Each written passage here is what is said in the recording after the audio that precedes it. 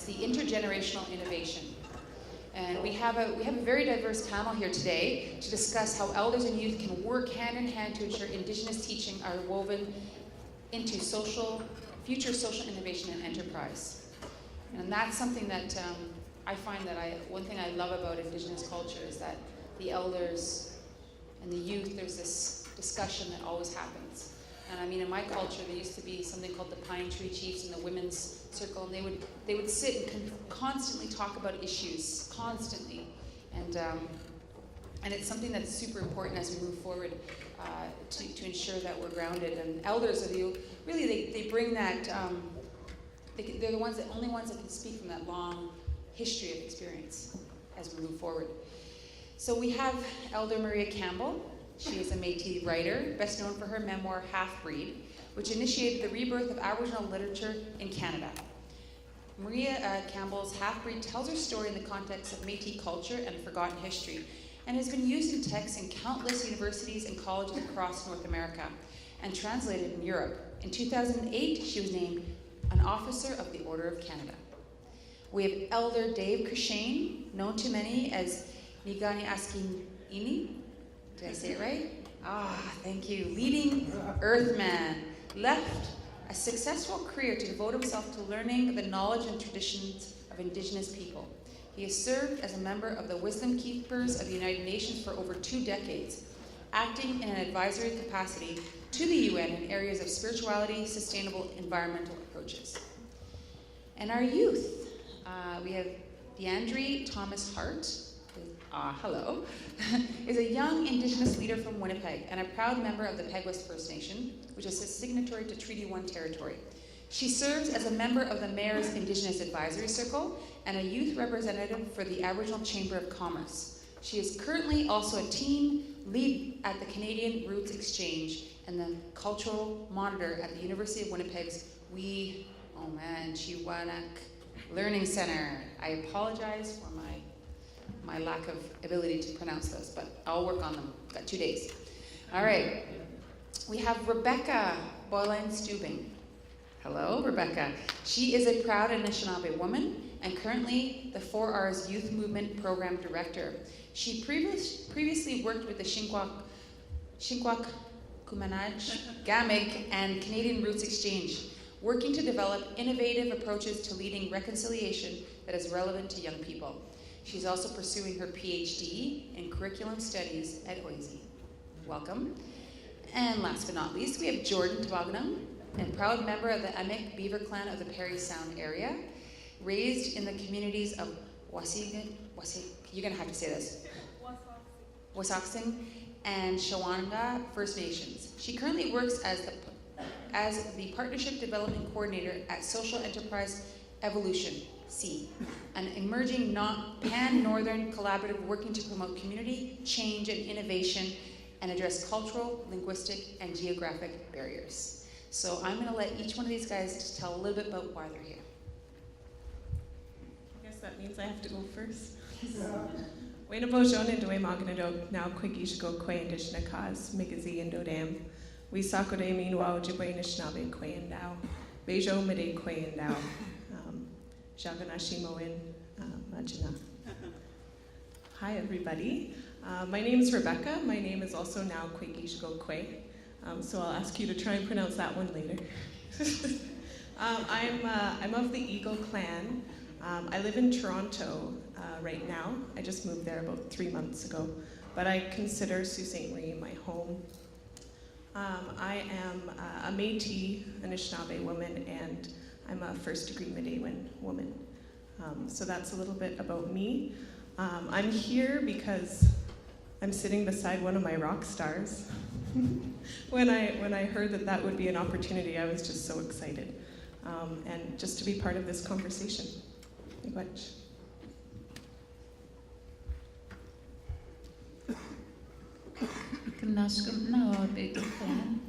I'm glad to be here. I'm Maria Campbell. I come from Batoche in Saskatchewan, and I'm Cree Métis. And you already know what I do for a living, right?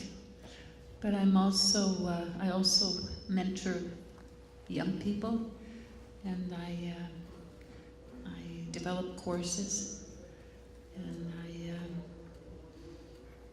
do all kinds of other things. I'm a great-grandmother, and I'm glad to be here.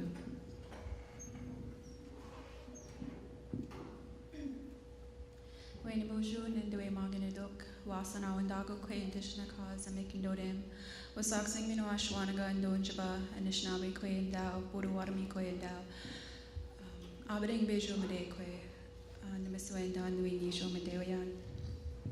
I just want to say, Minoki Gishep, good morning to everybody, and my Anishinaabe name is Wasana Wandagokwe, which means that my voice can be heard from a long way, and I come from the Beaver Clan of Wasauksing First Nation.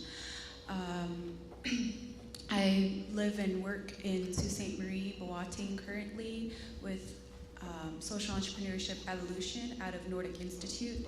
I'm also working on a project called Urban Indigenous Youth for Change, working on creating partnerships and infrastructure to help assist social entrepreneurs in the Sault Ste. Marie area.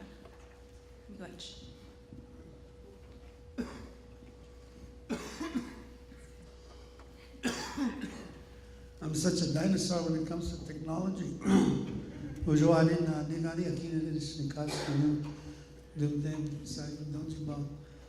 You know, as I sat here listening to these two young people, I was so proud of them, just by the fact that they were able to introduce themselves, identifying who they are in terms of their name, their clan.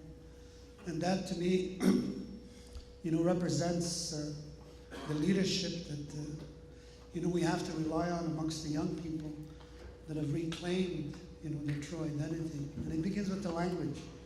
And it begins with the names that you have been given in ceremony. So I really, really want to thank these young girls here this morning.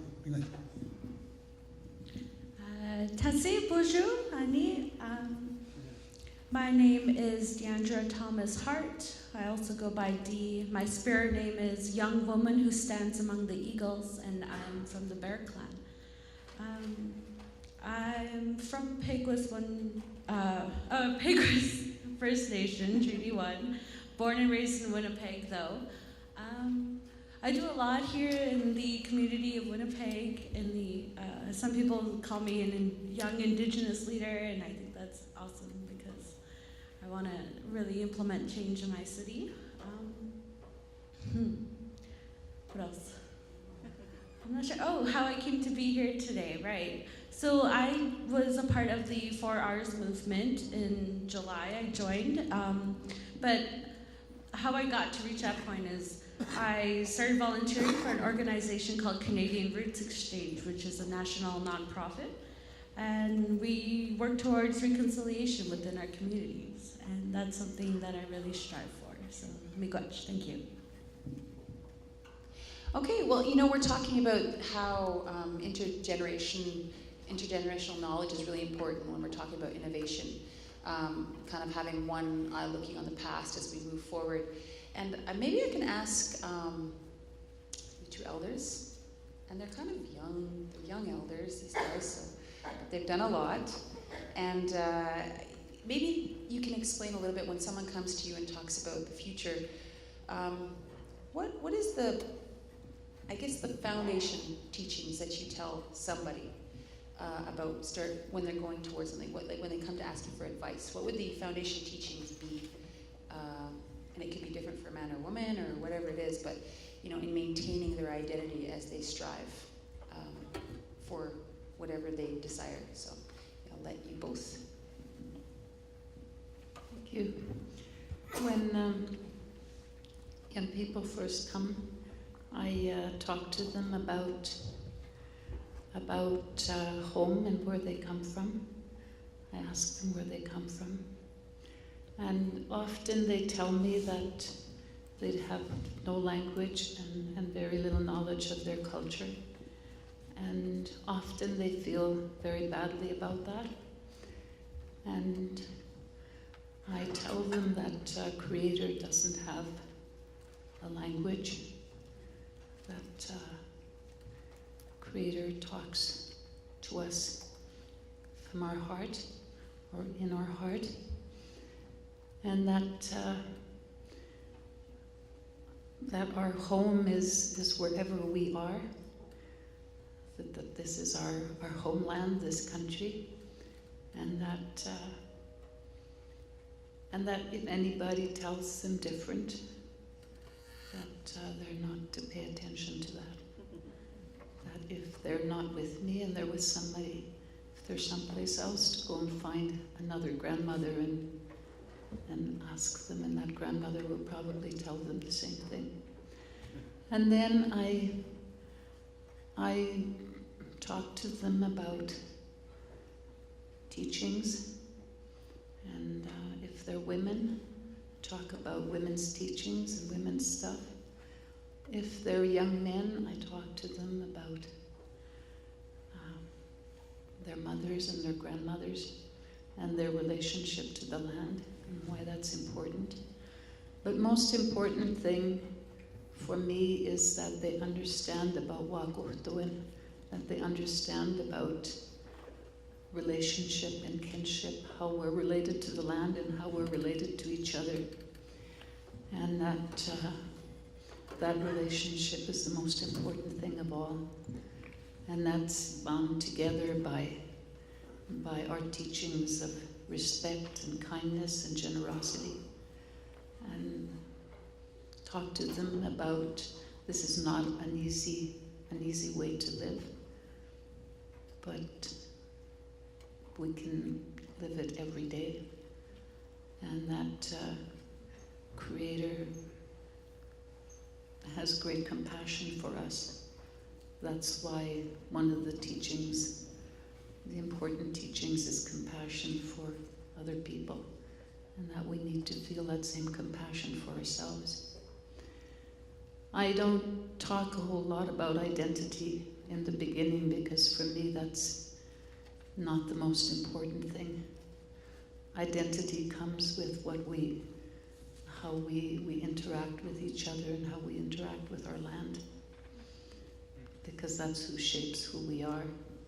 It's not what somebody tells us or what we read. It's what we feel when we're on the land and what we feel when we're with our relatives, and the way that we treat each other.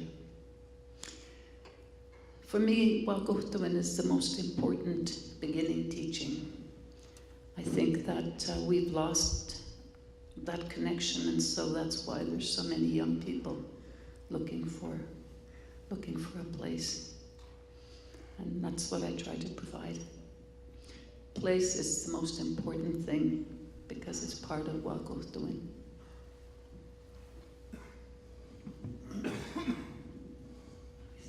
But my own